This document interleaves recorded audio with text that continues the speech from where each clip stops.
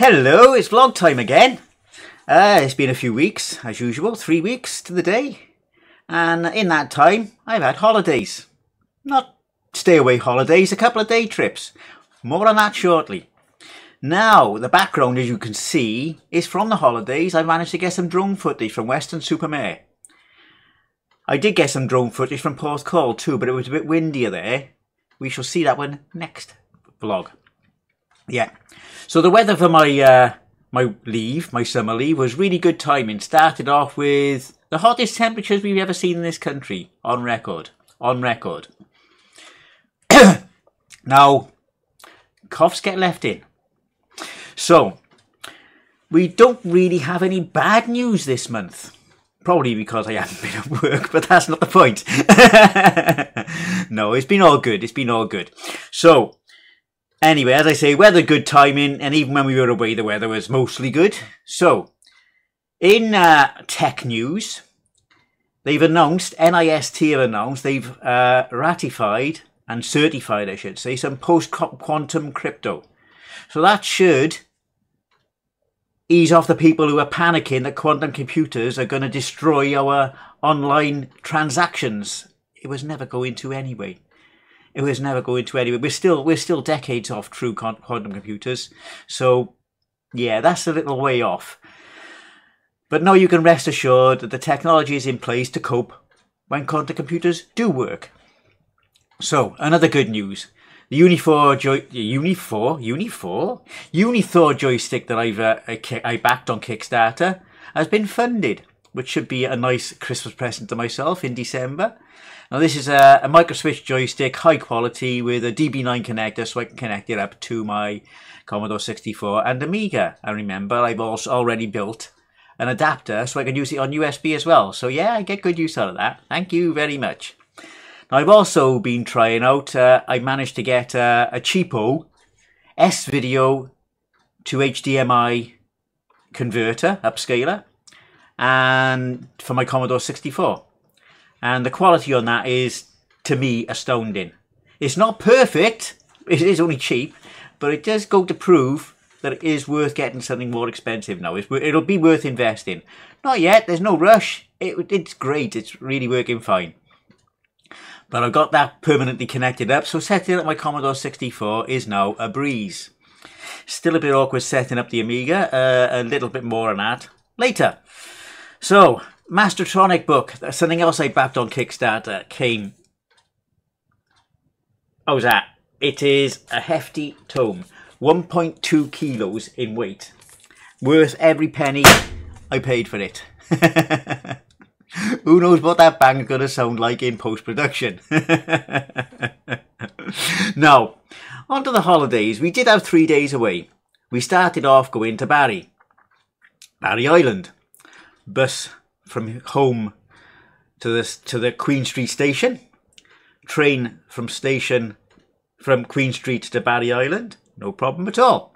Got to Barry Island, nice down the beach. Had our chips and sausage and everything else. The weather was a bit meh, but yeah, it was still fine. Still went in the water.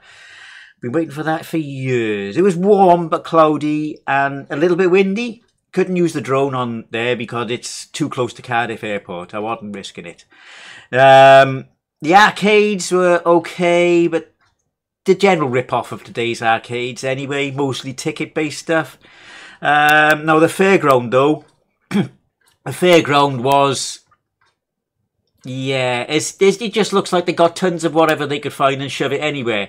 Loads and loads of little roundabouts. They were putting up a new one, and around that area, it was like a builder's yard. It was. The whole fairground site is completely unsuitable for wheelchairs. Completely unsuitable. I had a hell of a job getting my wife around there. So yeah, I do not recommend the fairground for wheelchairs. The rest of the place is okay, but the fairground is a no-go for wheelchairs. Seriously, it really is absolutely disgusting. The one ride I wanted to go on, the replacement for the log flume with 2 splash drives, goes completely bone dry. So that was a waste of time. Oh dear. Anyway, train back from Barry Island to Queen Street, fine. And the bus back, because there were it was cancelled. Yeah, rammed. Absolutely rammed. The Cardiff bus keep cancelling buses without any warning, without any apologies. And then the ones that are picking up the slack are just absolutely bloody rammed. No, thank you. So, day 2, Western. Absolutely gorgeous weather. I work on the trains, but I don't do fares, so I was like pleasantly surprised about the group ticket, which saved me an approximately 30 quid. So that got us down to Western. Of course, we're bussing. We walked from the station down to the beach, and that was fine. Weather was absolutely great. We all ended up like lobsters. Some of us can handle the sun better. I was the only one actually not burned, except on my feet. Then we went on the pier. Now that is good. I liked the pier. It was good. The arcade, yeah, the prices were expensive, but the pier was actually a rather nice place. There were arcade games that weren't ticket-based, even though there was a lot of ticket-based. There were fairground rides on the pier. All undercover, but, you know, you're talking about 4 quid for a 2-second ride. They're there. You know, if you want to go for those sort of things, yeah. There was a go-karting thing. I think that was expensive as well. You expect to pay expensive things. I wasn't prepared to pay the expensive things. But they were nice. They were there. It was a good place. We had a meal there, which was kind of rushed because we got there just about closing when the pub was closing, when the bar was closing. But we did get a meal and a beer. Got some plastic glasses, take away as souvenirs. That was all right. So anyway, we just missed the train we were aiming for home. Because they wanted to go to Tesco for some stuff before we got there, and it was just a little bit timed badly. Next train then, got that. We had to change at Bristol now. Changed at Bristol, got to the right platform, so there was a train in a platform with Cardiff Central on there. It was rammed, okay, got on it, and it left 8 minutes early. Looked on my sources, real-time trains and stuff, and realised it was the train before, running 50 minutes late. Checked all the stops, didn't want to stay on there, it was rammed, we were all standing, except Jane, of course, who was in the wheelchair. And got off at Filton Abbey Wood and caught the quiet train back, the one I was actually aiming for. That was fine. Got to the bus stop at Westcott Street, looking at the bus and people on the stop, and I'm watching the app and noticed it wasn't coming our way. So I got the family together, we basically ran, and me pushing a wheelchair, we ran, well we didn't run, we went fast, up to the John Lewis stops at Custom House Street, and that's where the bus started. That's where it started. It missed out Westcott Street completely, no apologies, no explanations again. Got the Churchill Way, the next stop, and I'm glad we had seats because the bus was absolutely bloody ram-packed again. Yeah, Cardiff bus, 2 days out of 2 so far, I've had a cock-up. Yep. Now, so on to day 3, which was Porthcawl. Bring up my notes here. Weather was great, even though it was a cloudy forecast. It was absolutely gorgeous down there, except it was a bit windy. So as I say, I only got about 12 minutes of drone footage, and most of it was close to the ground. Not on top of the ground, it was up a bit, but close to the ground. Get too high, and is throwing out all sorts of wind warnings. Now, the arcades again were fun. Not so much ticket-based here. Of course there's tickets, of course they're expensive, but there was a lot to do in these arcades. You know, it was worthwhile being there. Now, getting back from Porthcawl. Oh, yes, Porthcawl, the fairground. We did go on the Dodgems Friday night after 5 o'clock. I bought enough for one go for everybody on the Dodgems, and it was half price. I got 2 goes. Nice, like that. So, caught the bus. Timetable says 5 to 6 for Cardiff. Stop says 17:56 for Cardiff. It only went to Bridgend. Both timetables online and on the stop were out of date. It went to Bridgend. Next bus now is an hour later. Right, okay, let's go for the train. Dive for the train again. I'm looking at the times. Even if we miss the next train, the next one is going to get us there quicker than the bus. So, got the train. Me and Jane have got our free tickets. I got a group singles for... it wasn't expensive. It was worth it. So, we got back to Cardiff. I was after getting up the hill into Bridgend Station, which Jane had to actually walk a bit. That was a bit of a struggle. Nice drive there and back. So we got into Cardiff and going straight to John Lewis instead this time. 2 buses didn't turn up in a row.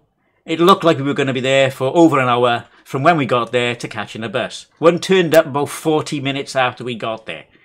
Now I was talking to a driver who was just finishing work, and he explained that before lockdown, they let 90 drivers go. That's got to take some recruiting. Or, during lockdown, they let 90 drivers go. They got 70 drivers on the sick. They just haven't got the staff and they haven't got the ability. And of course, the conditions there are absolutely diabolical. So nobody really wants to work for them. The management there really needs their asses kicked. The council needs to get on top of it as well, because they're shitting, making the roads absolutely diabolically congested.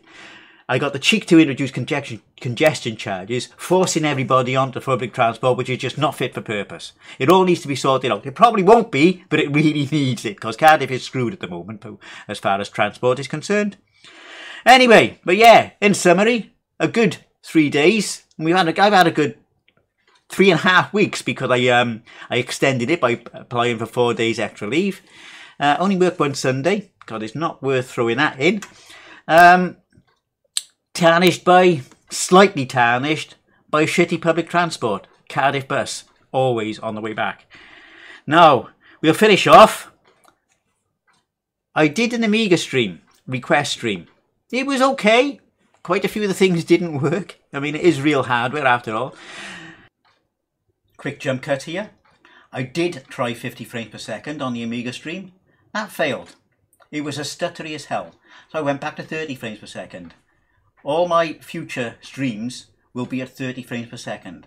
If I'm recording Amiga or C64, I will try 50 frames per second recording, but streams will remain 30 frames per second. End of jump cut. Thank you. I'm not sure how often I'll be doing the Amiga ones, because they are a bit awkward to set up. There's not enough room on the desk really. But I have since fixed the problems with the S folder. And I have also figured out that when I get an I cannot allocate memory error, it's probably down to a corrupt file, which I can replace. I've got all the files online.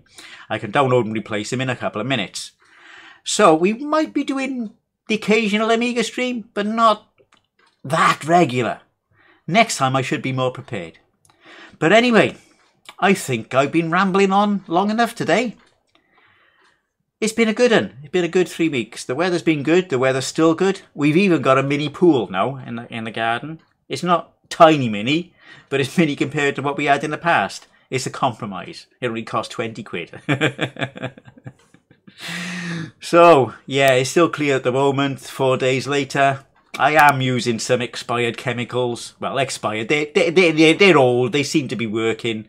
I'm not too bothered. I'm not planning on having it up for long. Or the pool. So yeah, I'll update you on the pool and how it's gone. God, it usually makes the garden a bog field. So I'll update